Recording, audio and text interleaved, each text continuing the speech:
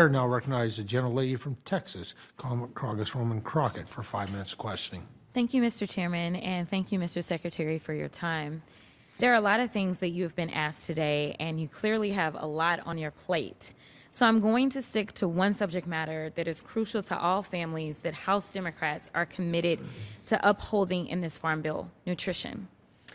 At the USDA, you award billions of dollars annually to support the nutritional needs of Americans from all walks of life.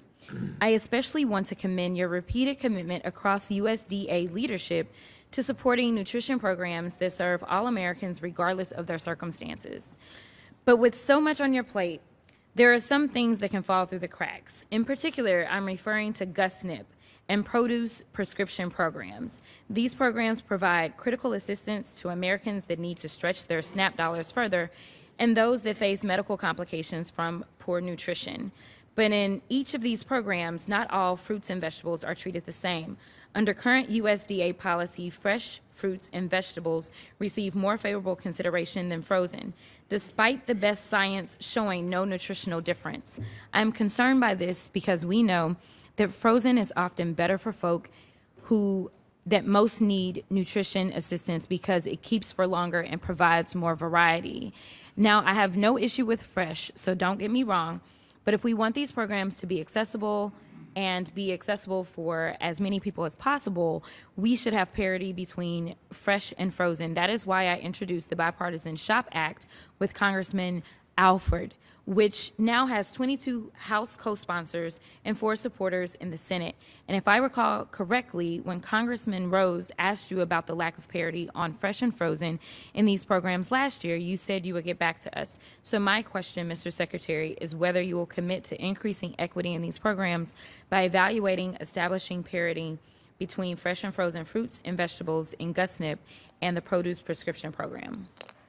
Congresswoman, I'm happy to commit to encouraging those who use our nutrition programs to consider and to participate in fruit and vegetable consumption. I'd be more than happy to talk to you about what parity means and how it would act and react in terms of our prescription produce program, for example, where we're working with pediatricians and physicians, how it would work with our GusNIP program, where we essentially provide resources, how it would work at farmers markets, where it probably wouldn't because it's mostly fresh fruit and vegetable.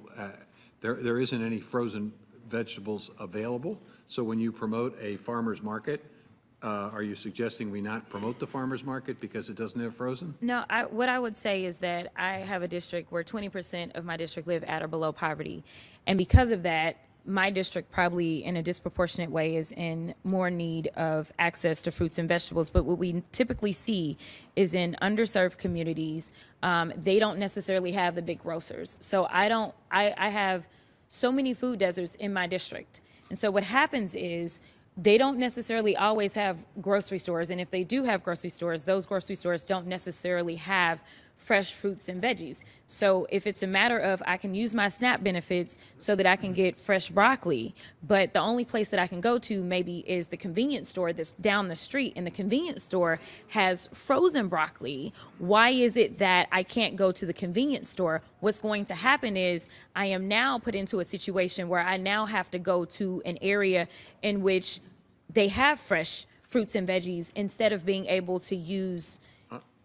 I'm more than happy to work with you on that issue. That's a slightly different issue and has slightly different responses. One is basically taking a look at what convenience stores have to offer in order to be able to qualify for the SNAP program.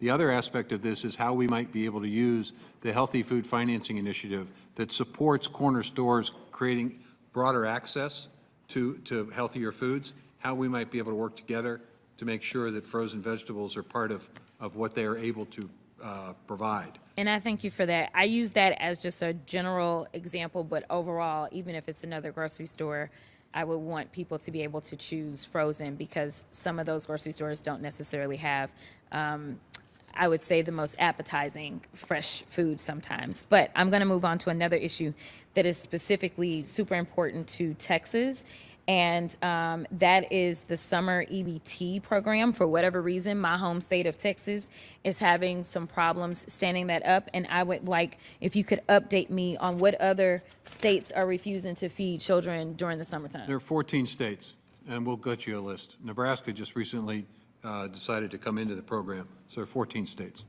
Thank you.